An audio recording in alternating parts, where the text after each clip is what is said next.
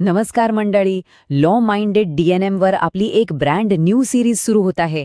IPR module wise series. आता पहा, intellectual property rights म्हणजेच IPR हा विषय ऐकायला थोडा टेक्निकल वाटतो, बरोबर?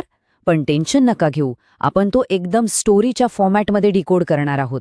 आज आपला मॉड्यूल 1चा पार्ट 1 आहे, ज्यात आपण शिकणार आहोत की नेमका इंटेलेक्च्युअल प्रॉपर्टी म्हणजे काय आणि कानून याला प्रोटेक्ट का करतो. चला, आपण आपला बेस एकदम स्ट्रॉंग करूया. आज आपण काय काय कव्हर करणार आहोत याचीही एक छोटी झलक.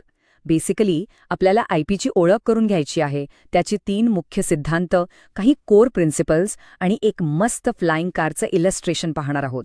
तसेच एक्झामसाठी अत्यंत महत्त्वाचे असलेले लँडमार्क केस लॉस पण कव्हर करूया. तर सुरुवात करूया. आता सर्वात आधी बेसिकपासून सुरुवात करूया. कायद्याच्या भाषेत प्रॉपर्टी म्हणजे नेमकं काय हो? कायद्याच्या भाषेत बघितला तर प्रॉपर्टी मुख्यतः 2 प्रकारांची असते. एक असते टँजिबल, म्हणजे जिला आपण स्पर्श करू शकतो, उदाहरणार्थ तुमची जमीन, गाडी किंवा दागिने. आणि दुसरी असते इनटँजिबल, जिला कोणताच फिजिकल फॉर्म नसते. IP ही एक इनटँजिबल प्रॉपर्टी आहे. सोप्या भाषेत सांगायचे झाले तर तुमच्या बुद्धी म्हणजे इंटेलेक्ट आणि मेहनतीतून निर्माण झालेली कोणतीही नवीन गोष्ट म्हणजे इंटेलेक्च्युअल प्रॉपर्टी. आता विचार करा, जर तुमची गाडी चोरी गेली तर आपण लगेच पोलीस स्टेशनला जातो, पण जर तुमची एखादी आयडिया चोरी गेली तर?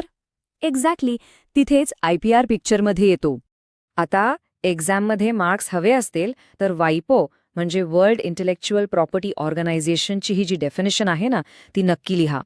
डेफिनेशन आहे, IP refers to creations of the mind, such as inventions, literary works, designs and symbols used in commerce.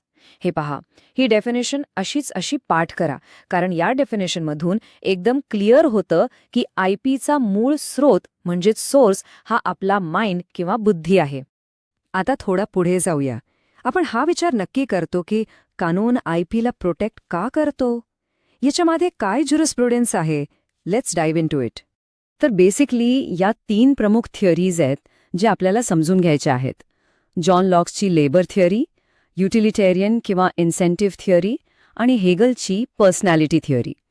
या तिन्ही थिअरीज IPRचा फाउंडेशन कसं बिल्ड करतायत ते आपण एक एक करून पाहूयात. पहिली थिअरी आहे लेबर थिअरी, जी जॉन लॉकनी दिली आहे.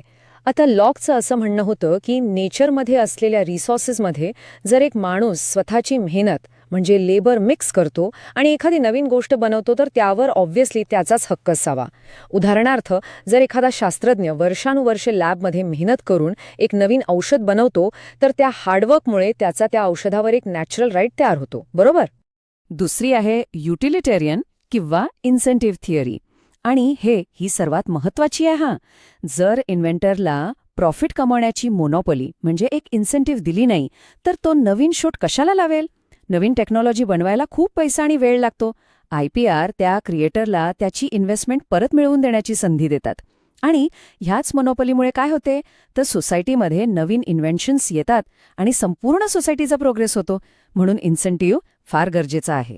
आणि तिसरी आहे हेगेलची पर्सनॅलिटी थिअरी.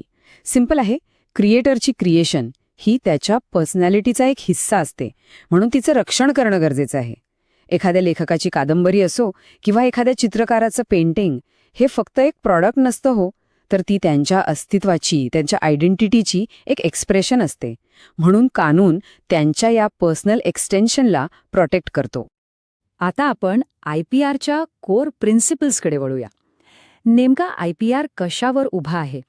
ते बेसिक रूल्स काय आहेत जे आपल्याला माहीत असायला हवेत? IPRचे हे 3 बेसिक रूल्स नेहमी लक्षात ठेवा.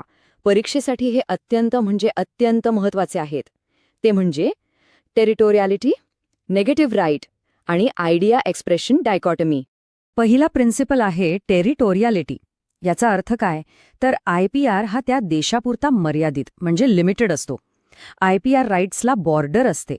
उदाहरणार्थ, जर तुम्ही एक पेटंट इंडियामध्ये घेतला असेल तर तो इंडियन पेटंट USA किंवा जपानमध्ये चालणार नाही. त्या देशात जाऊन तिथल्या कायद्यानुसार तुम्हाला परत रजिस्ट्रेशन करावं लागतं. It is strictly territorial. दुसरा प्रिन्सिपल आहे नेगेटिव्ह राईट. हे थोडा ध्यान देऊ नये का? IPR म्हणजे फक्त आपल्याला आपली प्रॉपर्टी वापरण्याचा हक असणे नाही, तर दुसऱ्याला ती वापरण्यापासून स्टॉप करण्याचा म्हणजे एक्सक्लूड करण्याचा लीगल हक्क आहे. And this brilliantly illustrates the true power of IP.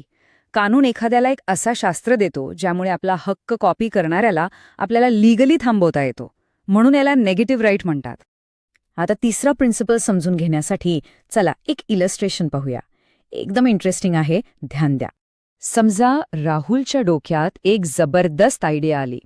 त्याने अमनला एक फ्लाइंग कारची फक्त आयडिया सांगितली की भावा, आपण अशी गाडी बनवू जी हवेत उडे. अमनने ते ऐकलं, स्वतःची मेहनत घेतली, ॲक्च्युअल गाडी बनवली आणि त्याचा पेटंट घेतला. आता राहुल कोर्टात गेला आणि म्हणाला की ही तर माझी आयडिया होती.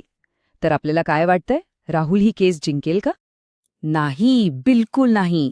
कारण कानून फक्त आयडियाला प्रोटेक्ट करत नाही. आयडिया ॲक्च्युअल रिअल लाईफमध्ये एक्झिक्यूट म्हणजे एक्सप्रेस व्हायला हवी. आणि यालाच आयडिया एक्सप्रेशन डायकॉटमी म्हणतात. राहुलकडे फक्त एक कल्पना होती, पण अमनने ती कल्पना सत्यात उतरवली, त्याचा एक रिअल एक्सप्रेशन केला. IPR law is strictly about protecting the expression, not just the मिअर idea floating in someone's head. आता आपण आलो आहोत लँडमार्क केस लॉजकडे. हे केसेस म्हणजे आपल्यासाठी ब्रह्मास्त्र आहेत, जे पेपरमध्ये मार्क्स नक्की फिक्स करतील. पहिला आणि सर्वात फेमस केस आहे RG Anand versus deluxe films. ह्या केसमध्ये सुप्रीम कोर्टने एकदम क्लिअर म्हटलं आहे की there is no copyright in an idea. आणि मंडळी, हे वाक्य आयडिया एक्सप्रेशन डायकॉटमीचं अल्टिमेट प्रूफ आहे. एक्झाममध्ये हे लिहिलंच पाहिजे. तर ह्या केसचे फॅक्ट्स काय होते? प्लेंटिफने हम हिंदुस्तानी नावाचे एक नाटक लिहिले होते आणि डिफेंडंटने त्याच थीमवर म्हणजेच प्रोव्हिन्शियलिझमवर न्यू डेली नावाचा मूव्ही बनवला. कोर्ट म्हणाले की दोन्हींची थीम सेम असू शकते, पण प्रेझेंटेशन म्हणजे एक्सप्रेशन एकदम वेगळा असल्यामुळे इन्फ्रिंजमेंट म्हणजे चोरी झाली नाही.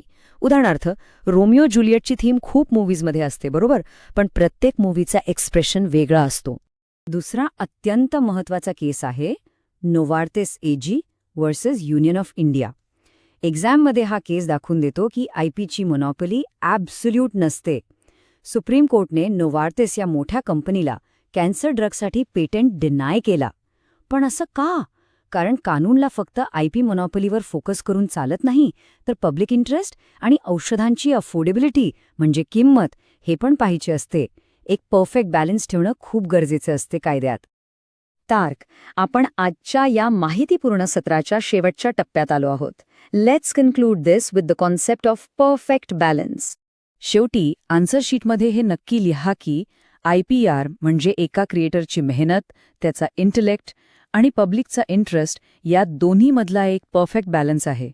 IPR लॉ म्हणजे एक सीसॉ आहे, जिथे एका बाजूला इन्व्हेंटरला त्याच्या हार्डवर्कसाठी रिवॉर्ड करायचे आहे आणि दुसऱ्या बाजूला सोसायटीला पण त्या इन्व्हेन्शनचा फायदा घेऊ द्यायचा आहे.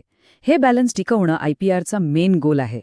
सो फ्रेंड्स, एक्झाममध्ये कॉन्सेप्ट विचारला तर ह्या थिअरीज आणि RG आनंदच्या केस लॉ नक्की लिहा.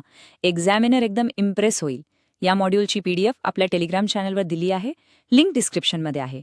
जर ही नवीन IPR सिरीज आवडली असेल तर नक्की लाईक करा, चॅनलला सबस्क्राईब करा आणि कमेंट्समध्ये सांगा पुढचा पार्ट लवकर आणू का. जाता जाता एक विचार करा, जर उद्या AIने एखादी नवीन आयडिया एक्सप्रेस केली तर त्याचा IPR कोणाला मिळायला हवा, AIला की त्याच्या क्रिएटरला? विचार करा. Keep learning, stay legal. जय हिंद, जय महाराष्ट्र.